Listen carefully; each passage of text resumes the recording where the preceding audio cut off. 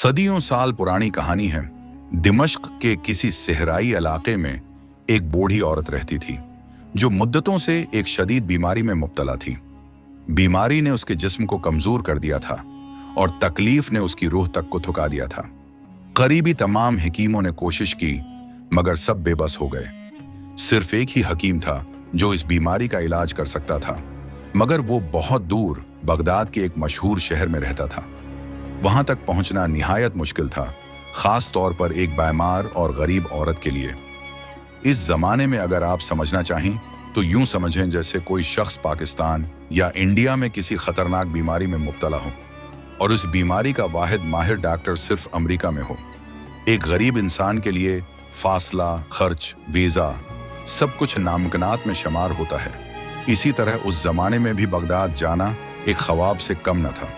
इस बूढ़ी औरत का अल्लाह पर ईमान इतना मजबूत था कि वो हर हाल में यही कहती, अल्लाह ही मेरा निगहबान है, वही हकीम खुद चलकर मेरे घर आएगा और उसका सबब अल्लाह ही बनाएगा, वही मालिक और खालिक है मेरा। लेकिन याद रखें, अल्लाह की कुदरत का कोई सानी नहीं। वो जो चाहे, जब चाहे, जैसे चाहे कर सकता है। वो नामुमकिन को लम्हों में मुमकिन बना देता है और ऐसे असबाब पैदा कर देता है जिनका इंसान तसव्वुर भी नहीं कर सकता। यही यकीन उस कहानी की बुनियाद है। तो दोस्तों, वो जमाना ऐसा था जब सफर ऊंटों और घोड़ों पर किया जाता था, मगर इस औरत के पास न सवारी थी न सामान। रास्ते तवील और कठिन थे, लेकिन उसका यकीन कहता था कि अगर कोई उसे बगदाद तक पहुंचा सकता है तो वो सिर्फ अल्लाह ही है, या फिर अल्लाह वो मशहूर हकीम खुद उसके पास भेज दे। वो रोज अपनी बेटी से यही कहती, मुझे उसी हकीम से इलाज करवाना है और मेरा रब भी उसका सबब बनाएगा। इसकी बेटी अक्सर माँ की बातों पर हंस देती क्योंकि उसे ये सब एक ख्वाब लगता, लेकिन अल्लाह जो करता है वो इंसान की अक्ल से बालातर होता है। बूढ़ी औरत ने मोहल्ले के अमीर लोगों से मदद मांगी, मगर कहीं से कोई मुसब्बत जवाब न मिला।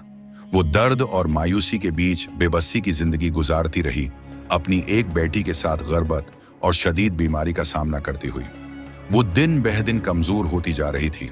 बीमारी इस हद तक बढ़ चुकी थी कि अब न इबादत की ताकत बाकी रही थी, न खाने पीने की हिम्मत। कभी खाना खा लेती तो कभी सिर्फ पानी पर गुजारा करती। मगर इस सब के बावजूद इसने अल्लाह के दरबार का दरवाजा खटखटाना नहीं छोड़ा। वो हर वक्त अपने रब से शफा की दुआ मांगती रही, यकीन के साथ, सब्र के साथ। वक्त गुजरता रहा और फिर एक रात जब हर तरफ सन्नाटा छा चुका था और सारा मोहल्ला नींद की आगोश में था, अचानक दरवाजा जोर से खटका। बाहर से एक आवाज आई, बहन, क्या कुछ देर के लिए जगह मिल सकती है? सुबह तक रखना है। इस औरत ने सोचा शायद कोई मुसाफिर है जो सुनसान वक्त में मदद का तलबगार है। उसने दरवाजा खोला तो बाहर दो अजनबी मर्द खड़े थे। उनकी हालत निहायत खराब थी। लगता था कि लंबे पैदल सफर की थकन ने उनके जिस्म और चेहरों से रंग निचोड़ लिया हो। यहाँ एक वीडियो का तबसरा शामिल था जिसे मैं नजरअंदाज कर रहा हूं ताकि कहानी युकसा रहे। बैठी दौड़ी हुई मां के पास गई और सारी बात बताई, मगर मां ने पहले इजाजत ना दी। कहा, हमारे घर में कोई मर्द नहीं, ऐसे आधी रात को अजनबी मर्दों को कैसे अंदर आने दूं? हमारे घर में कोई मर्द नहीं, ऐसे आधी रात को अजनबी मर्दों को कैसे अंदर आने दूं? मजबूरन वो मर्द वापस लौटने लगे। वो दरवाजे के साथ ही बैठ गए, नढाल और थकन से चूर। औरत की ममता जाग उठी, उसे उन दोनों में अपने बेटे नजर आने लगे। दिल भर आया और उसने बेटी से कहा, बेटा, उन्हें अंदर बुला लो, मगर दूसरे कमरे में रखो। खाने पीने का इंतजाम भी वहीं कर दो। ज्यादा बातचीत से ग्रीज करना। अल्लाह ने उन्हें हमारे दर पर भेजा है, हमारी आजमाइश है, हमें खिदमत करनी है, लेकिन अपनी हया और पर्दे का ख्याल रखते हुए। कुछ वक्त गुजरा, फिर बेटी ने घर में जो कुछ मौजूद था उससे सादा सा खाना तैयार किया, पानी दिया और दोनों मुसाफिरों के लिए दूसरे कमरे में सोने का इंतजाम कर दिया। दोनों मुसाफिर कमरे में जाकर सो गए, जबकि बूढ़ी औरत रात भर दर्द से कराहती रही। नींद आंखों से कोसों दूर थी। वो फरियादें करती रही और दिल ही दिल में उन अजनबियों पर भी नजर रखे हुए थी। सुबह की अजान हुई, दोनों मुसाफिर उठे, वजू किया, नमाज अदा की और जाने लगे। जाते हुए वो बूढ़ी औरत से दुआएं ले रहे थे, मगर जब औरत ने उनकी इबादत और परहेजगारी देखी तो मोहब्बत से रोक लिया। बेटा, नाश्ता किए बगैर मत जाओ, अल्लाह ने तुम्हें हमारे दर पर भेजा है। ये सुनकर दोनों आदमी रख गए और उनमें से एक ने नरमी से पूछा, उम्मी जी, आप बीमार लगती हैं, क्या हुआ है आपको, कब से परेशान हैं?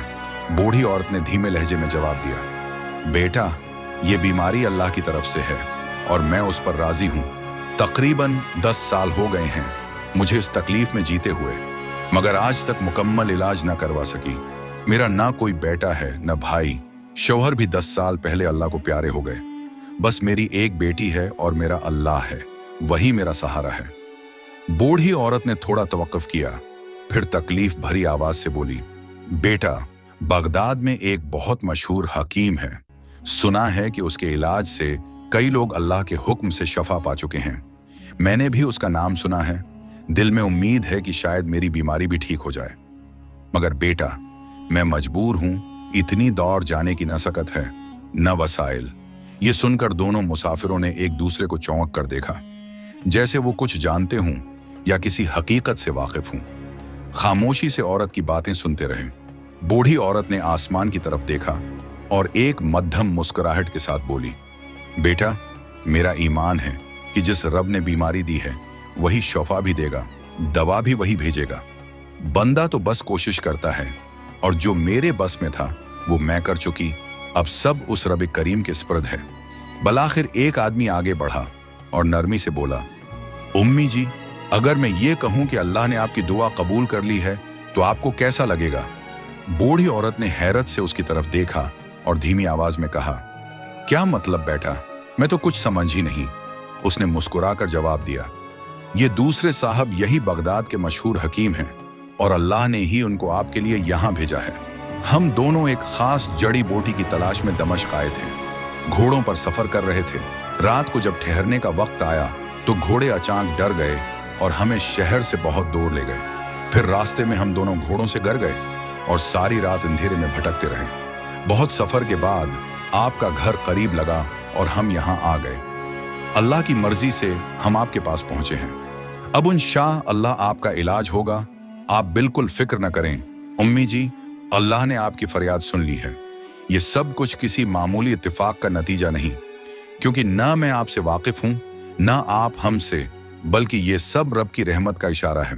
लिहाजा दोनों मुसाफिरों ने नाश्ता किया, फिर बूढ़ी औरत का मुकम्मल चेकअप किया और रुखसत होते वक्त उनमें से एक ने कहा, उम्मी जी, फिक्र न करें, आपका इलाज अब यहीं घर पर होगा। मैं अपने बेटे को भेजूंगा, वो आपको दवा दे जाएगा। दवा भी वही लाएगा जो सिर्फ हमारे पास ही दस्तयाब है।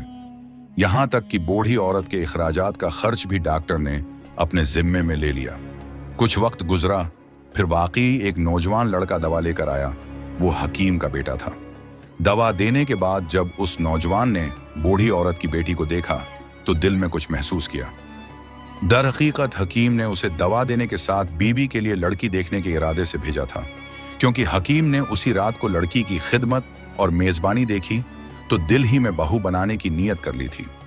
जब हकीम के बेटे ने लड़की को देखा तो उसे भी पसंद आ गई। हया और गैरत का जमाना था। लड़का चुपचाप चला गया और बूढ़ी औरत को सिर्फ इतना इशारा दिया कि आपकी बेटी मुझे पसंद है, ताकि वो किसी और को हाँ ना कर दे। बूढ़ी औरत से रिश्ता तय पाया और कुछ दिन बाद उस नेक सीरत लड़की की शादी बगदाद के मशहूर और मालदार हकीम के बेटे से हो गई। चंद ही दिन के इलाज से बूढ़ी औरत भी सेहतयाब हो गई। अब वो अपनी बेटी के साथ बगदाद में आराम और सुकून की जिंदगी गुजारने लगी।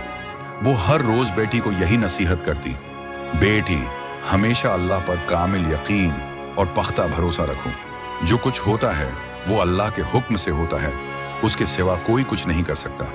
जब भी किसी से उम्मीद लगे तो दिल से अल्लाह के दरबार में रो लो, वो सब कुछ सुनने वाला है।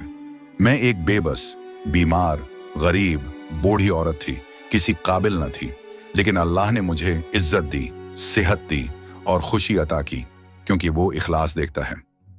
तो प्यारे दोस्तों, इस कहानी से हमें एक अहम सबक ये मिलता है कि मुश्किल कोई भी हो, दिल से और इखलास के साथ सिर्फ अल्लाह को पुकारो। वही सुनने वाला है, वही देखने वाला है और वही है जो हर मसले का बेहतरीन हल रखता है। अगर कभी कोई दुआ कबूल ना हो तो ये मत समझो कि वो रद्द हो गई, बल्कि उसमें या तो हमारा भला नहीं होता یا ہمارے اخلاص میں کمی ہوتی ہے یا اللہ اس سے بہتر وقت اور صورت کا انتظار کروا رہا ہوتا ہے۔ اور بچوں کے لیے ایک سنہرا سبق یہ ہے، چاہے بیٹا ہو یا بیٹی، اگر والدین کی خدمت اور اطاعت دل سے کی جائے تو اللہ دنیا و آخرت میں ایسے انعامات دیتا ہے جو محض قابلیت سے حاصل نہیں ہوتے۔ والدین کی خدمت رب کو اتنی پسند ہے کہ وہ اس کے بدلے عزت، مرتبہ، سکون اور کامیابی عطا فرما دیتا ہے۔